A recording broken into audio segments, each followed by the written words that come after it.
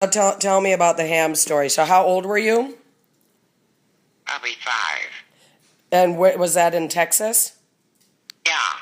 See, Archbishop would come over either the week before Christmas or the week after because he couldn't leave Santa Fe, at Christmas time. He'd have to give the pontifical mass and everything. So then he would come over, and usually he would bring Mom a case of canned peaches and a case of canned apricots and a big bag of English walnuts. Well, then anyway, one morning, a priest says mass every morning, and he had set it on our one dresser in the house a couple of times, but he wanted to go into town and took Carol and I along. So then, first of all, the sacristy door of the church was closed, so he tried the window, and that happened to be open, so he pushed Carol up through that window, and then she unlocked the door. So then he said mass and had us come up in the front in the little old coach church. So he said mass just to you and Carol? Carol and I. Yeah. And so then we would stand and sit, accordingly what we would guess.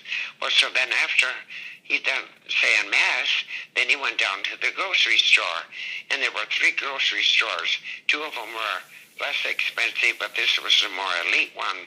So we went in there, and then he said, now if you girls sit down here on the edge and be real good, I'll buy you anything you want.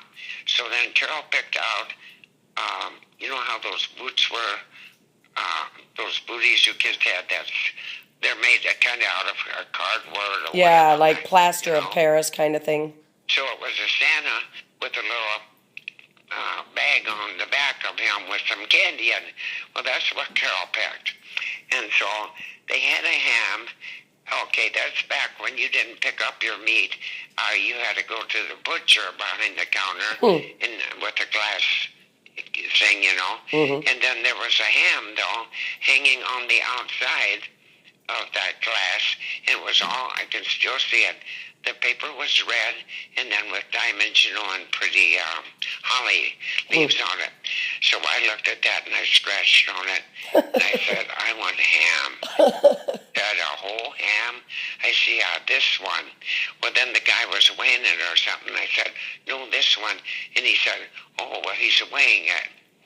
And so oh, gosh. Got the biggest kick out of that he had to tell Aunt Olive and everybody how I got a whole ham. And then didn't you tell him you guys needed butter?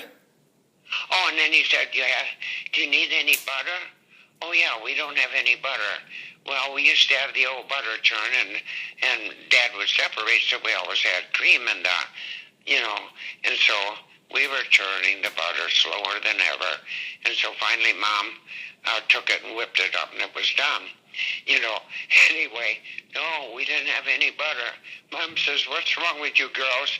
Took you forever to try to churn that butter yesterday, and now you're saying we don't have any. I tell you, we were torturers. That is funny, isn't it?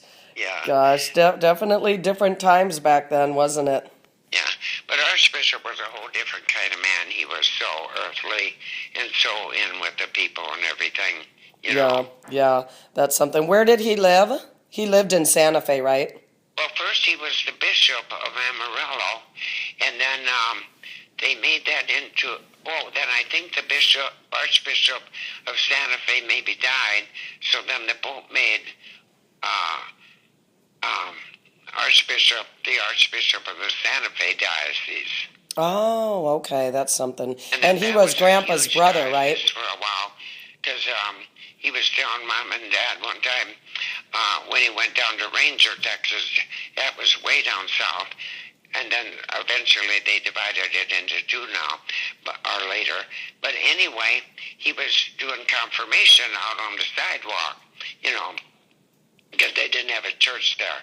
And so one little boy came, and a lot of the young boys, about 10-year-olds, would be nude. Like totally naked? Yeah. That's just how they run around.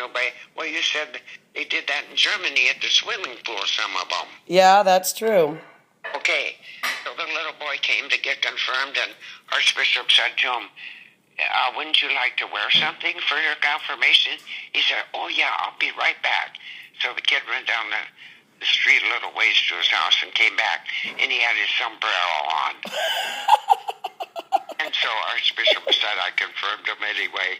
The Archbishop got the biggest kick out of that. That is just hilarious. Oh my gosh, Mom.